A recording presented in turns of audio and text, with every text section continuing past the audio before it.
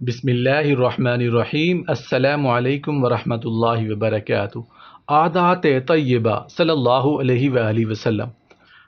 حضور اکرم صلی اللہ علیہ وآلہ وسلم چلتے تو نگاہ زمین کی طرف رکھتے اور دائیں بائیں نہیں دیکھتے تھے۔ کسی چیز کے ٹوٹ جانے پر غصہ نہیں فرماتے تھے۔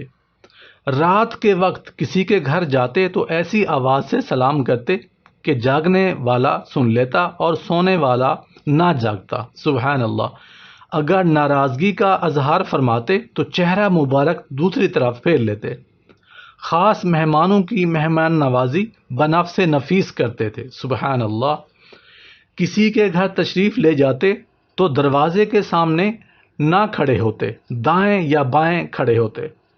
اگر کسی کا نام پسند نہ ہوتا تو نام تبدیل کر دیتے۔ بیمار کی مزاج پرسی کے لیے تشریف لے جاتے۔ جنازے میں شرکت فرمایا کرتے تھے۔ 3 دن سے قبل قرآن ختم نہ کرتے تھے۔ نفلی عبادات چھپ چھپ کر کرتے تھے۔ صحابہ کرام رضوان اللہ تعالی علیہم اجمعین سے ملتے تو مصافحہ کرتے اور دعا دیتے۔ سبحان اللہ، سبحان اللہ۔ جب کھڑے ہوئے غصہ آتا تو بیٹھ جاتے اور بیٹھے ہوئے غصہ آتا تو لیٹ جاتے۔ بچوں کے پاس سے گزرتے تو سلام کرتے۔ خوشی کے وقت آنکھیں مبارک نیچی کر لیتے تھے۔ 3 چیزوں سے دوسرے آدمیوں کو بھی بچائے رکھتے۔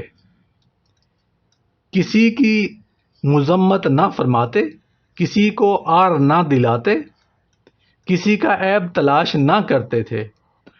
اپنے وقت کو 3 حصوں میں تقسیم فرماتے تھے، اللہ تعالیٰ کے لیے، گھر والوں کے لیے اور نفس کی راحت کے لیے۔ سبحان اللہ۔ ازواج مطہرات کے پاس ہوتے تو بہت نرمی اور خاطر داری فرماتے اور ہنستے بولتے۔ گھر کے کاموں میں خود کو مصروف رکھتے، جیسے گھر کی صفائی، مویشیوں کو چارہ دینا، بکری کا دودھ دوہنا، خادم کے ساتھ کام کرنا، بازار سے سودا لانا، اپنا جوتا خود سی لینا اور پیوند لگانا وغیرہ۔ شروع شب میں سوتے اور نصف شب کے شروع میں جاگ جاتے۔ مسواک کرتے اور وضو فرماتے۔ اکثر اوقات میں عبادات ہی کرتے رہتے تھے۔ آرام فرماتے تو داہنا ہاتھ داہنے رخسار کے نیچے رکھتے۔ سوتے وقت کوئی نہ کوئی سورت ضرور پڑھ کر سوتے۔